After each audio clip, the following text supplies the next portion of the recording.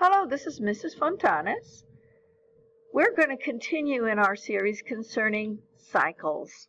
Remember, a cycle is something that occurs over and over again. So we're going to talk about the carbon cycle. Now, the carbon cycle is dependent on this molecule here, carbon dioxide. This is a space-filled model of carbon dioxide, meaning it doesn't have, the little ball and stick model. But you can see that the structure of carbon has carbon in the center with one oxygen on one side and another oxygen on another. That's why it's called carbon di, because di means two, dioxide. Here you can see the formula. Again, carbon, di. Here's that number 2. Remember that we were talking about Latin and Greek prefixes. The other day we talked about bi, like in bicycle. Well, there's also di. That also means 2.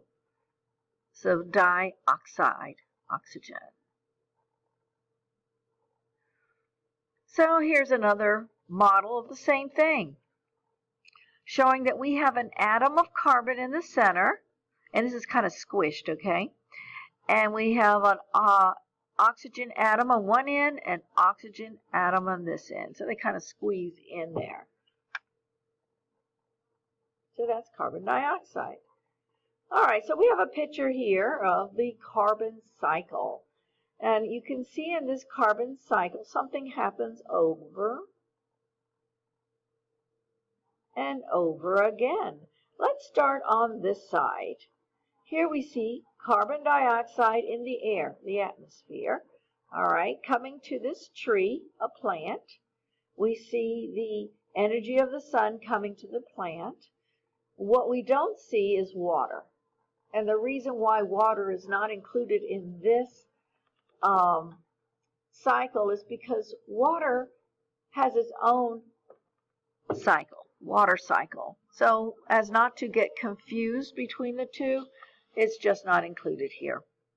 But we know in photosynthesis, carbon dioxide and water with the energy of the sun makes glucose and oxygen. So the glucose and oxygen leave the tree, okay?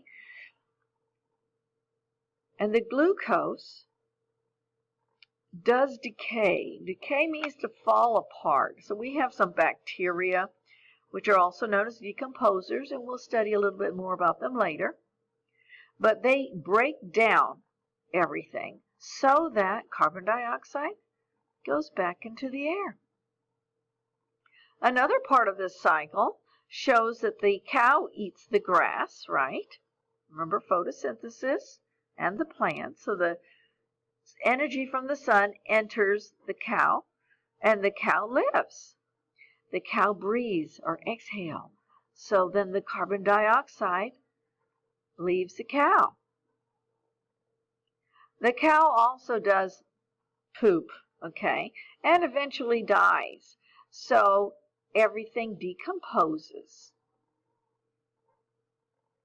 Now another part of this is fossil fuels. Now fossil fuels are things like coal and oil, and they can be used to power the power plant, so you can have electricity, light in your house, air conditioner in the summer, heater in the winter. Okay, so just make sure that you're not wasting all of that. If you're not in your bedroom, please take the light off. If the air conditioner's on, don't open the door a lot. Keep it closed. Common sense. But I don't want you to think that just because you think an electric car is the greatest thing, think about it. The electric car may use a battery, and you don't have to go to the gas station, or maybe not very often, if it's a hybrid, but you still have to plug it in. And when you plug it in, it gets electricity from the power plant. Okay? So we just have to be efficient in the way we use our fossil fuels, including even nuclear power plants. And I'm not opposed to them. They're very clean. All right, well, anyway, fossil fuels like coal, okay, power plants, burn that fossil fuel and produces carbon dioxide. So that goes into the air. And here again, we're seeing the plant. So the plant gets carbon dioxide and from the atmosphere and produces oxygen that goes into the air. But that's not what that's not part of the carbon cycle. The oxygen is that. Anyway, we see it's a cycle. Happens over and over again. So carbon dioxide returns to the atmosphere as carbon returns to the atmosphere as carbon dioxide. Carbon dioxide is released into the atmosphere through exhaling, through cellular respiration, and by burning or combustion of fossil fuels. Carbon dioxide remains in the atmosphere where it can be used in photosynthesis. Photosynthesis, in turn, releases the oxygen we breathe into the air. Carbon dioxide is a greenhouse gas. Greenhouse gases, including water vapor and other gases, absorb and radiate infrared energy, thus warming the earth. Most of the carbon dioxide is dissolved into the ocean. Aquatic plants in the oceans use carbon dioxide for photosynthesis. The oxygen produced in photosynthesis in the ocean is used by the fish. So we still see then, even within the ocean, we still have the carbon cycle. Well, one thing I don't want you to be too overly concerned is about this issue concerning carbon dioxide and greenhouse gases. Let's look at our planet from outer space. You can see the atmosphere. The atmosphere is made of gases, different types of gases. And here we have some water vapor in the form of clouds. Looking at the moon, there's nothing. You look straight at the moon and you can see the surface of the moon. There's no atmosphere. So compared to the Earth, there's atmosphere made of gases. So those gases are pretty important to us.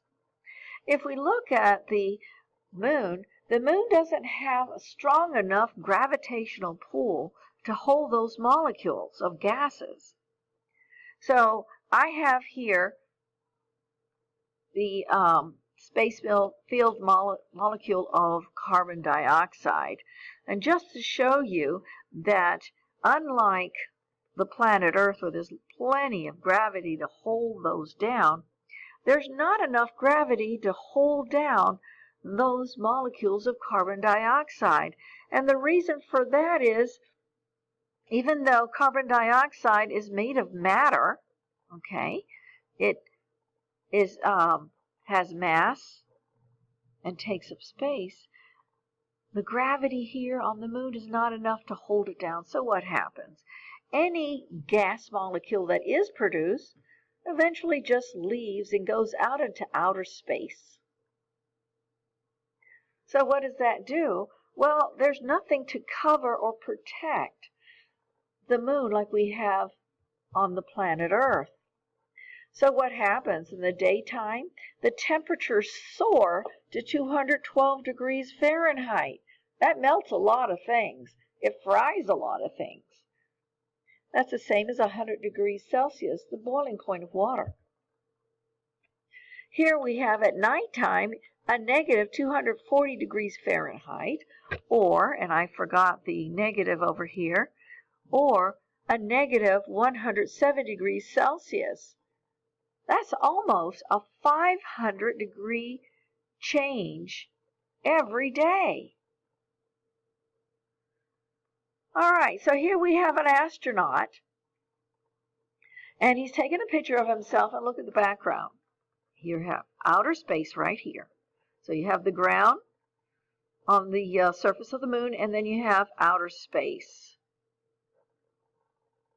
If that was what we had here on the planet Earth, then from the space, this is what we would see. We would see the ocean, and we would see our continents directly. Notice there's no atmosphere in here. None whatsoever. Well, that is not true.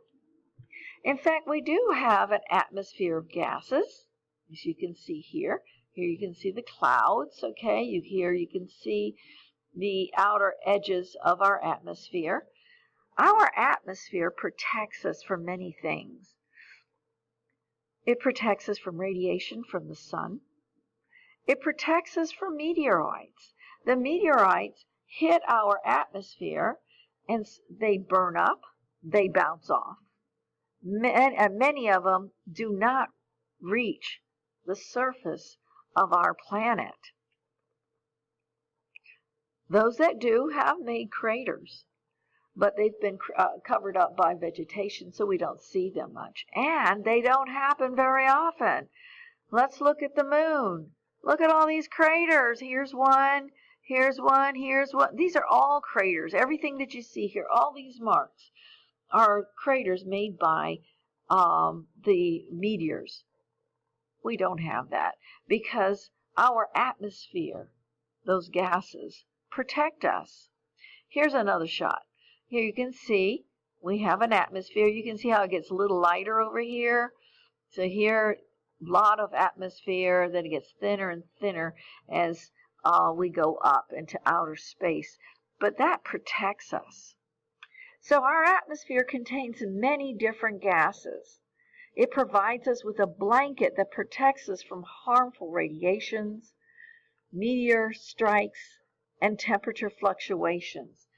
So notice here, here's another picture. We have a person, and you can see the atmosphere. Let's compare that to the astronaut. Oh, here's a picture of the astronaut, but it's totally black in the background because there's no atmosphere. So I say all this for you not to get fearful or become very concerned about greenhouse gases. There's not much we can do about that. The ocean produces the most carbon dioxide gases. It releases a lot. And our planet is mainly water. Okay? So a lot of greenhouse gases or carbon dioxide come from the ocean. Oh, how are we going to, reduce that? Drain the ocean? That's ridiculous. Our volcanoes also produce a lot of carbon dioxide gases. So please don't become too concerned about greenhouse gases. Yes, we have them. It's composed of carbon dioxide and other gases, but don't become so fearful.